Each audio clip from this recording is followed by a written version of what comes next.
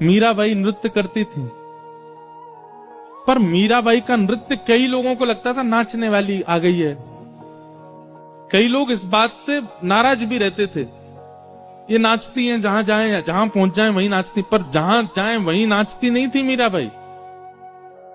ठाकुर जी का रूप देख करके मीराबाई की स्थिति जब अपने आपे से बाहर हो जाती थी, जब अपने वश में उनका तन नहीं रहता था, तो नृत्य होता था उनसे। एक बार मीराबाई नृत्य कर रही थी, सब लोग दूर दूर हो गए थोड़े।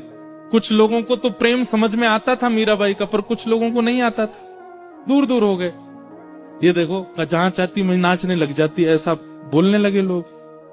पर तभी क्या हुआ, मंदिर में श्रीनाथ जी के सन्मुख सेवा कर रहे गुसाई जी ने जैसे ही मीराबाई को देखा नृत्य करते हुए, और उसके बाद जब ठाकुर जी को देखा, देख करके इतने प्रसन्न हो गए कि तुरंत ठाकुर जी की माला जी लेकर के बाहर अपरस अवस्था में ही दूर से किसी सेवक को बुलाया, बोले माला पहना दो मीराबाई को।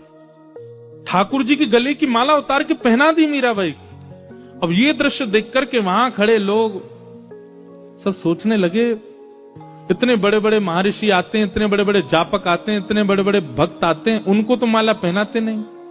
वो नाचने वाली आ गई, उसको देखो कैसे माला पहना दिया।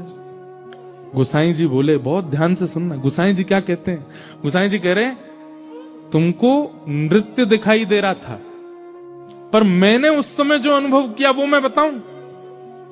बोले मीरा जब नृत्य कर रही थी ना ठाकुर जी के आगे, उस समय मैंने मीरा को देखा, और मीरा को देखने के बाद जब मैंने ठाकुर जी को देखा, तो प्रसन्न मुद्रा में ठाकुर जी के दांत दिखाई दे रहे थे, इतने प्रसन्न हो रहे थे। ठाकुर जी के गाल ऐसे गोल गोल हो गए थे, नेत्र जो सदा नीचे रहते हैं वो ऊपर की ओर मीरा को देखने लगे थे।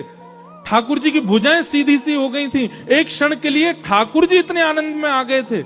इसका मतलब है कि मीरा नृत्य नहीं करती है, मीरा नाचती नहीं है, मीरा को ठाकुर नचाता है। वो अपनी तन की स्थिति से जब परे हो जाती है तब नृत्य प्रकट होता है। और भैया दुनिया का नृत्य तो जनों को प्रसन्न करता होगा, पर जिसका नृत्य ठाकुर को प्रसन्न करे उसको तो ठाकुर जी की माला क्या ठाकुर जी को ही प्रदान कर देना चाहिए।